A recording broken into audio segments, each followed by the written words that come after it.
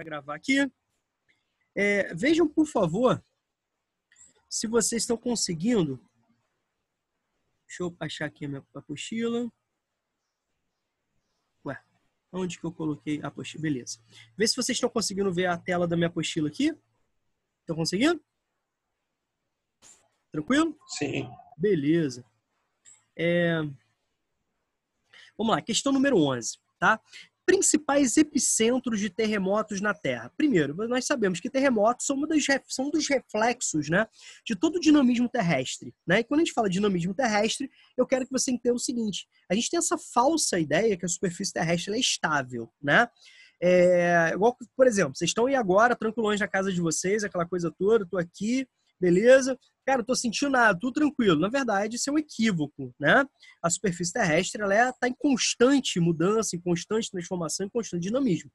Obviamente, existem regiões da superfície terrestre que são muito mais sísmicas do que outras, principalmente nas áreas de bordas ativas das placas tectônicas.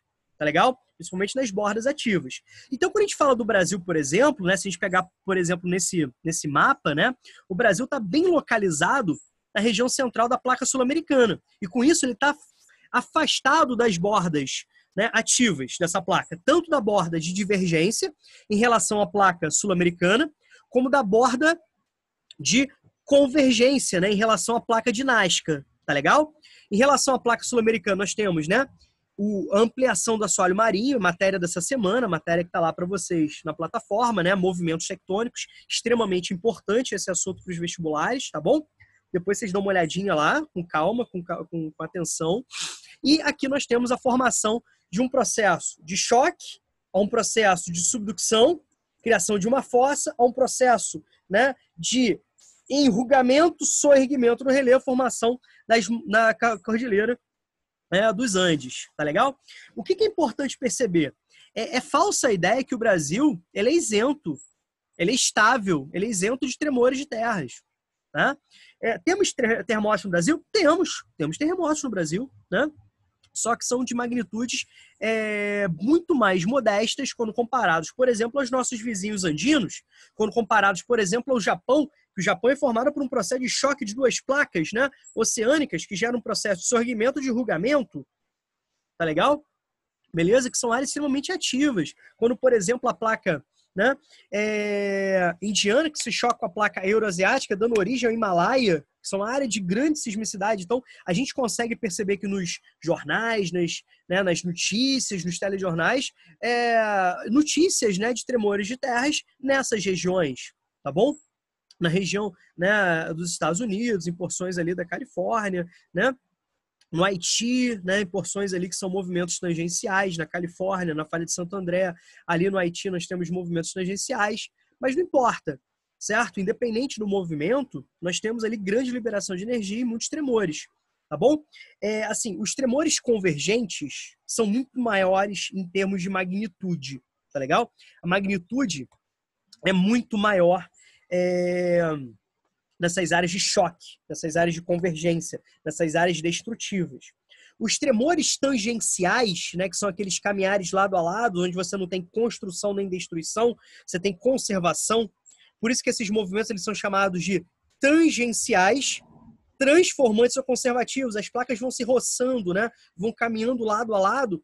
Nós temos ali magnitudes medianas, tá? Deixa eu só admitir aqui mais algumas pessoas. Estou entrando agora. Nós temos ali magnitudes medianas, tá? E nas áreas de divergência de placas, como um grande exemplo para a gente é a dorsal mesoceânica do Atlântico, beleza? Nós temos ali tremores de magnitude, né, mais baixa. Deixa eu explicar para vocês magnitude, deixa eu explicar para vocês escala Richter, que é utilizada a partir da década de 30 como forma de aferir a magnitude de um sismo, nas aulas sobre agentes modeladores internos do relevo, tá bom? Que é a aula que a gente vai começar a falar semana que vem. A princípio, eu quero que vocês entendam o seguinte: aonde que nós temos mais sismicidade no Brasil? Eu já citei para vocês alguns exemplos quando nós falamos sobre as estruturas geológicas de relevo e eu citei para vocês o Brasil. Nós temos muitas bacias sedimentares no Brasil ainda não consolidadas, né? Bacias geologicamente recentes, que ainda estão em processo de consolidação, de estabilidade, e com isso nós temos liberação de energia, como, por exemplo, acontece no Sudeste, né? Porções de Minas, porções de São Paulo, tá bom? Mas a área de maior sismicidade no Brasil fica ali próxima ao Acre, a porções do Amazonas, e a explicação é simples, né? É onde nós temos maior proximidade com a Cordilheira dos Andes. Tudo bem? Aí vem a explicação aqui do título, principais epicentros. Vocês não podem confundir hipocentro com epicentro. Eu também já expliquei isso em vídeos anteriores. O que é epicentro? Epicentro é o local da superfície terrestre onde você tem a liberação do sismo, certo? Esse sismo é iniciado no hipocentro, ou seja, onde você tem a formação, a produção de calor, a produção de energia. Então, a gente está falando de camadas mais interioranas, né? Camadas profundas. Lembrem-se que uma placa oceânica tem uma dimensão média de 50 quilômetros. Uma placa continental tem uma espessura média de 150 quilômetros. Tá legal? É o que nós chamamos de placa continental e placa oceânica. Tá legal? Então, o hipocentro acontece em camadas mais profundas. Só que essa energia chega na superfície. E o local da superfície onde essa energia é propagada, nós temos o epicentro. Tá legal? Então, reparem que a maioria dos epicentros, segundo esse mapa, né, ilustra, facilita o entendimento, acontecem nas bordas das placas tectônicas. Essas grandes porções que apresentam tamanho, espessura, formato, composição química, né, diferentes, tá legal? Algumas estão se afastando, outras estão se chocando, outras estão caminhando lado a lado no movimento, né, a partir do grande dinamismo terrestre, a partir, né, das correntes de convecção. Tá legal? Então, é importante vocês lembrarem isso. Tá certo? Legal? Assim, só para chamar atenção também, eu já falei isso para vocês, pegando aqui, não é, do centro-oeste do Brasil e até o nordeste, nós temos uma falha geológica. Rômulo, o que é uma falha? Falha é o nome dado a qualquer tipo de descontinuidade da crosta. Certo? Rômulo, quer dizer que, então, o limite entre placas é uma falha? Sim, mas é uma falha contínua, né? É uma ruptura contínua. No Brasil, esse território que vai do centro-oeste até o nordeste brasileiro é uma ruptura não contínua, obviamente, né? Mas ali você tem muita liberação energética, muita liberação energética. Então, você tem uma linha ali, né? Digamos assim, né? Um caminho ali onde você tem muita liberação energética. Tá legal? Certo? É importante perceber isso. Dentro desse aspecto, eu queria chamar atenção para vocês para algumas situações, tá bom? Situações que são importantes, que podem ser motivos de pegadinha de prova. Até os anos 30, um tremor de terras, a gente vai chamar de terremoto, um sismo que acontece no continente, nós chamamos de terremoto, um sismo que acontece no oceano, nós chamamos de maremoto, mas não tem problema falar de terremoto no mar. É utilizado. Eu não posso falar de maremoto no continente. Tá legal? Um sismo, ele era ferido pela sua capacidade de destruir, de matar, até os anos 30. Então, matou muita gente, destruiu muita gente, caraca, um terremoto fortão, brabão. Tudo bem? O que acontece? A partir dos anos 30, mais precisamente a partir de 1935, nós temos a utilização da escala Richter, que é uma escala aberta. Tá? Por que é uma escala aberta? Porque o sismo de maior magnitude já registrado hoje aconteceu na Cordilheira dos Andes, na região, né, de Valdívia, na cidade de Valdívia, no Chile, que fica na Cordilheira dos Andes. Foi um tremor de 9,5 na escala Richter. Então, um tremor do mais forte que já aconteceu. Tá legal? Mais forte que já aconteceu.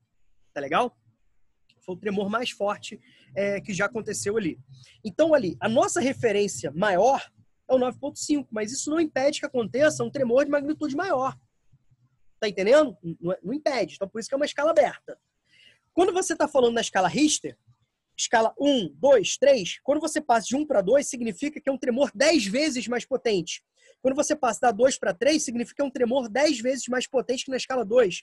Da 4 para 5, é um tremor 10 vezes mais potente. Tá legal? Para a gente poder ter uma referência assim, um pouco mais didática, um tremor ali de magnitude 4, magnitude 5, ele é o equivalente às bombas de Hiroshima e Nagasaki, que foram lançadas sobre as cidades, né, japonesas naquele contexto final da Segunda Guerra Mundial, no dia 6 e no dia 9 de agosto de 45. Olha só para você entender. Uma bomba de Hiroshima e Nagasaki, magnitude 4 e pouco, né? E a gente está falando de um tremor que aconteceu na cidade de Valdívia de 9,5. Nós já tivemos tremores no Brasil cuja magnitude passou de 4. Né? Olha só que interessante. Tá legal? Certinho? Então, eu queria chamar a atenção para vocês que não é somente a magnitude que é responsável pela destruição e pela perda, né, de vidas, pelas perdas materiais e humanas. Eu quero que você leve em consideração alguns fatores. Vamos lá? Primeiro, o hipocentro. Como assim o hipocentro? Quanto mais profundo, menor o reflexo na superfície terrestre. Quanto menor o reflexo na superfície terrestre, menor a liberação. Tá claro? Beleza? Menor a energia sendo liberada, então menor o alcance, né, o potencial destrutivo. Quanto mais superficial for o hipocentro, consequentemente, significa que mais energia chega à superfície. Beleza? Certo? Vamos pegar o tremor do Haiti, que atingiu o Haiti em dezembro de 2010, início, né, de janeiro de 2011. Foram alguns tremores nesses meses aí. O tremor do Haiti foi muito superficial. Nós tivemos uma profundidade, segundo os cientistas, de torno de 7 quilômetros de profundidade. Gente, isso é muito, mas muito superficial. Então, vocês já entenderam o fator hipocentro. Mais profundo, menos profundo. Mais profundo, mais superficial. Agora eu quero que você entenda o fator epicentro. Como assim? Epicentro é o local da superfície terrestre onde você tem a propagação do sismo.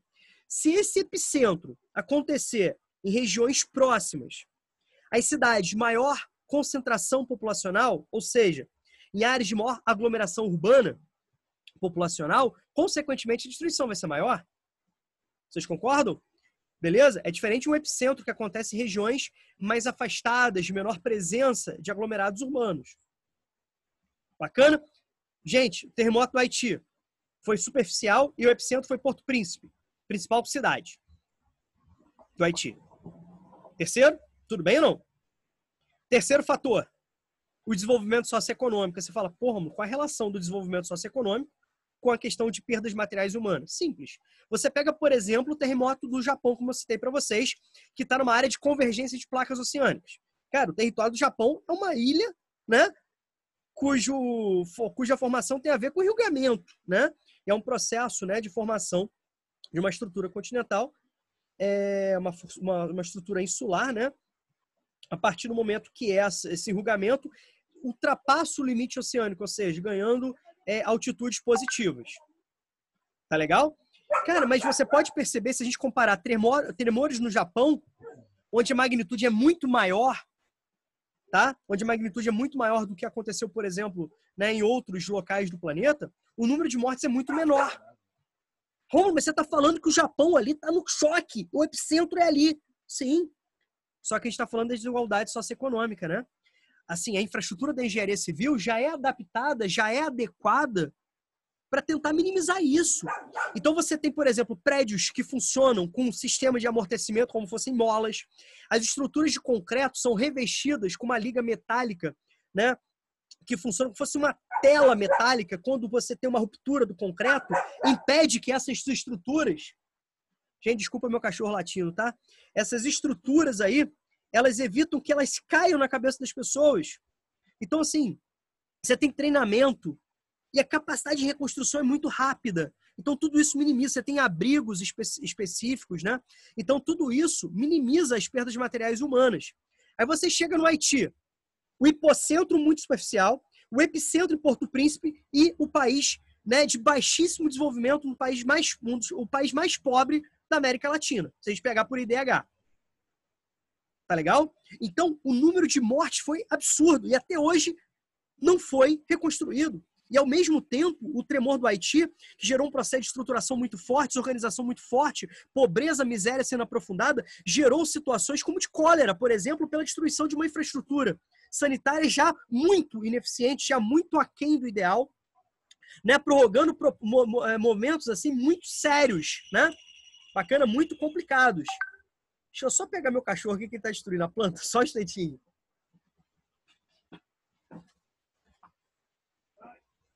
Para você ficar famoso. Vem. Aqui, ó, pra você ficar famoso. Dá um oi aí, ó.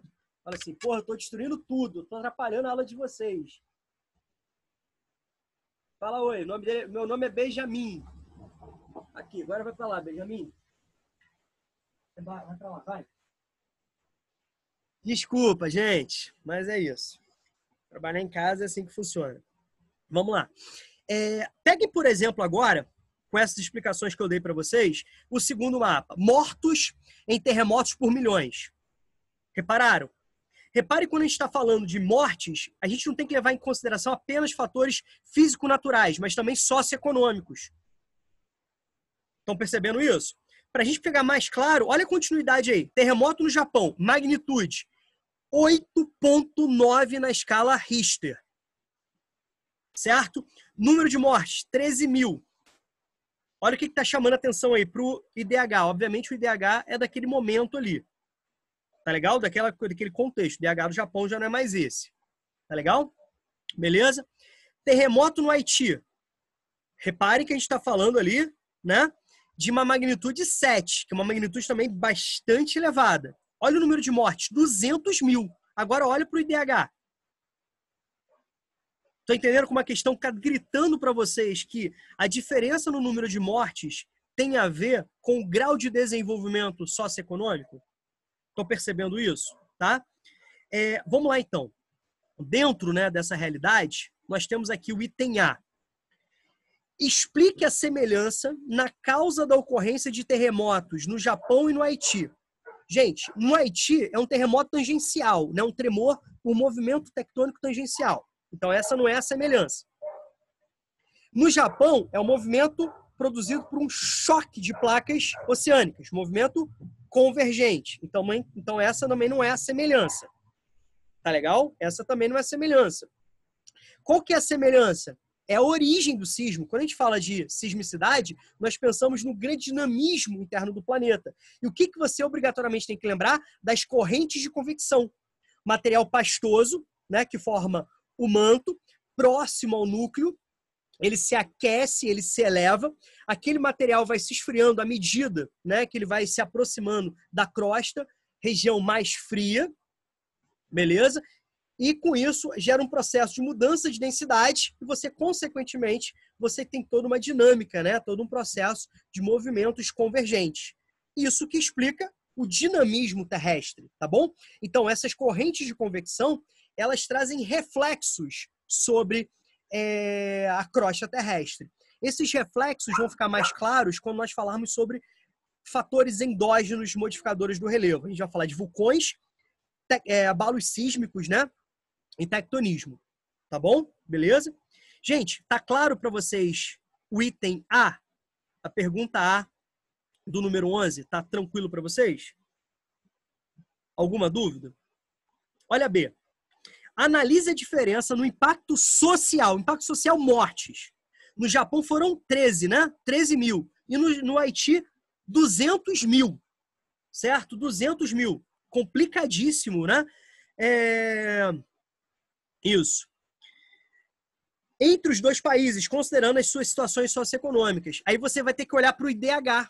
O que você vai ter que apresentar? Que o Japão é um país de alto padrão de desenvolvimento socioeconômico, que pode ser percebido, pode ser afirmado pelo posicionamento no índice de desenvolvimento humano desse país, que lhe confere serviços públicos, infraestrutura, né, atendimento do Estado, que garante maior qualidade de vida para a população. E nesse exemplo, qualidade de vida significa também criar condições para minimizar perdas materiais e perdas humanas, principalmente, em um contexto geográfico, em uma realidade geográfica que o Japão vai ser atingido por tremores. Tá bom? Depois a gente vai falar também sobre tsunamis, né? Que também assim, atingem um território japonês também, certo? Beleza? Já o Haiti é um país de baixíssimo índice de desenvolvimento humano, né? Um país latino-americano de baixíssimo índice de desenvolvimento humano. Lembre-se das aulas de história que o Haiti se destaca no seu processo de independência, porque foi um processo de independência liderado por negros, escravos, tá legal? Que vai se diferenciar dos outros processos de independência por serem elitistas, liderados pela elite local dos territórios, tá bom? Então você pode perceber o medo que o Haiti liberava, né, sobre os processos de independência, ou seja, um processo que deveria ser liderado pela elite nos países, uma vez para não ganhar. Não um processo de haitinização, ou seja, um volume social que eles não queriam, tá bom? Então você pode perceber que o Haiti paga pelo seu estigma do colonialismo, do seu período de exploração e mesmo depois do seu processo de independência, o processo de manutenção de uma divisão internacional do trabalho, né? De forma periférica, de forma submissa, de forma dependente, de forma explorada, tá legal? Então a questão esperava que você identificasse justamente o grau de desenvolvimento como fator, cara, imperativo para o número de mortes, tá legal? Olha C, indique as áreas e as razões que levam algumas zonas do planeta a estarem sujeitas a maior incidência de terremotos. São justamente as zonas, os territórios que estão nos limites ativos de placas. Pegando um gancho com o Brasil, vamos fazer uma D? Explique a baixa sismicidade do território brasileiro. Imagina que tem uma D ali. O que você ia explicar? O Brasil tem o seu território assentado em regiões próximas, não pode falar no meio da placa, isso não existe. Tudo bem? Em regiões próximas à região central da placa sul-americana, então afastado das bordas, e, consequentemente, isso explica a baixa sismicidade. Já C, essas áreas de maior sismicidade são as áreas de bordas de placas, bordas ativas, tudo bem? Limites de placas, certinho? Onde nós temos os tremores de maior magnitude, são justamente onde nós temos os limites convergentes. Tá claro para vocês? Show, show, show, show. Tem certeza? Tá fazendo sentido? Vamos lá, então. Aqui, ó, terremoto no Chile. O que a gente está vendo aqui? Placa de Nazca, placa, né? Uma placa oceânica se chocando com uma placa continental. A placa de Nazca é uma placa oceânica. A placa sul-americana é uma placa que tem porções continentais e porções oceânicas. Então, a porção leste, ela é oceânica, né? Que está em afastamento com a placa africana. A porção oeste está em choque com a placa de Nazca. Reparem, placa oceânica, placa continental se chocando. Placa oceânica tem uma espessura em média de 50 quilômetros. Uma placa continental, uma espessura média de 150 quilômetros. Mas eu quero que você entenda que a placa oceânica, ela desliza literalmente para debaixo da placa continental devido à diferença de densidade. E quando a gente fala de densidade, a gente tem que pensar na composição química. São placas que têm uma composição química com elementos como ferro de maior densidade. Então, qual é o resultado? Você tem um processo de choque, show ou não? Beleza? Onde a mais densa, que é a oceânica, vai deslizar para debaixo da menos densa, que é a continental. Então, a de Nazca desliza para debaixo da placa continental. Agora, preste atenção que nós temos informações importantes. Primeira informação, tá rolando aqui no meu dedo? Tá vendo aqui meu dedo? O que vai acontecer com essa placa aqui que vai deslizar, essa porção de placa que vai deslizar para debaixo, né? Deixa eu só fechar aqui, para debaixo da outra. Tá legal? Beleza? Vai gerar uma área de subducção.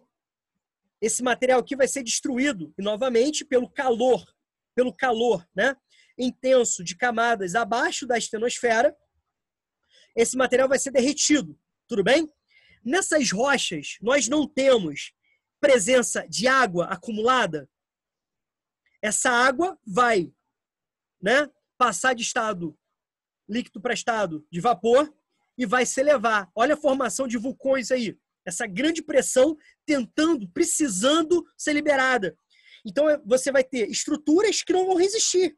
E você tem liberação desse material. Tá legal? O que são vulcões? Nada mais são que fendas abertas na crosta por onde o magma é liberado. Tá legal? Então, ó, já falei de situações importantes para vocês. Ó, choque de placas, densidades diferentes, um processo de subdução, destruição de placas.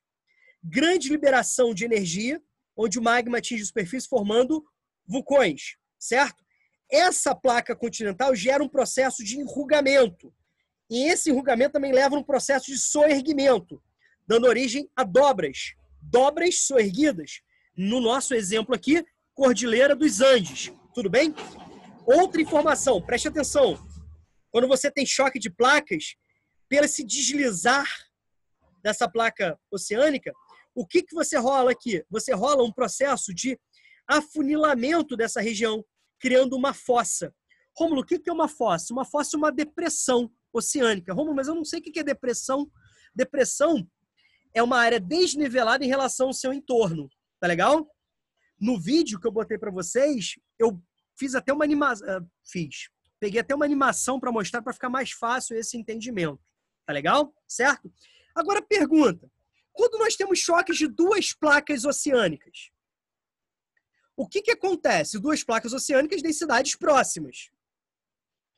E aí, o que acontece? O que vai justificar uma deslizar para debaixo da outra não é a densidade. Nesse caso, vai ser a velocidade. A placa de maior velocidade, ela vai deslizar para debaixo da outra, gerando, de novo, subducção, soerguimento, nivelamento. Tá legal? Exemplo, Japão. Tudo bem? Agora, quando nós temos duas placas continentais, pegando o exemplo que eu dei na aula, os mesmos exemplos, só para chamar atenção. A placa indiana se chocando com a placa euroasiática. Regiões que nós conhecemos hoje como Índia e China, por exemplo. Porções da Índia e porções da China, que fazem parte dessas duas placas. Se chocando. Gente, olha para cá. Choque de placas continentais, densidades próximas. Certo? Agora pensa comigo, espessuras de 150 km em média. É muito pouco provável que uma de maior velocidade tenha condições de avançar para debaixo da outra devido à espessura. Sabe o que vai acontecer? Essa placa ela vai destruindo e avançando literalmente para dentro da outra. Essa região aqui, ó, que está cavando, está avançando, tá vendo? Nós chamamos de obducção. Subducção, quando nós temos uma placa continental e uma placa oceânica. Subducção, quando nós temos duas placas oceânicas, onde a de maior velocidade afunda. Oducção é quando nós temos um choque de placas continentais e uma vai escavando literalmente a outra, gerando uma área de obducção. Obducção. Tudo bem? Mas, ao mesmo tempo, também nós temos o quê? Dobramento e soerguimento. Tá claro isso para vocês? Tá claro? Tranquilo? Vamos lá. Não vou ler esse texto, tá bom? Responda as perguntas. A que se deve os abalos sísmicos ou tremores de terras? É a mesma explicação do número 11. Explica a semelhança na causa. Então, você vai falar sobre as correntes de convecção. Você vai falar sobre o dinamismo interno. Você vai falar sobre a eterna movimentação do magma. Tá legal? É isso que eu quero que você fale. É isso que explica a sismicidade, é isso que explica o dinamismo, isso que explica a ocorrência de tremores, de abalos sísmicos, de vulcões, de tsunamis, como a gente vai ver. Tudo bem? Não precisa entrar em detalhes, é só fazer essa relação. Por que reduzido a ocorrência de abalos sísmicos no Brasil? O que a questão espera que você faça? Que você apresente como justificativa o posicionamento do território brasileiro em regiões próximas à região central da placa sul-americana e, consequentemente, afastado das bordas ativas. Tá legal? Tanto de divergência como de convergência. Tanto de divergência em relação à placa sul-americana, como de convergência em relação à placa de Nazca. Tá legal? Certo? Alguma dúvida aí? Não? Alguma pergunta?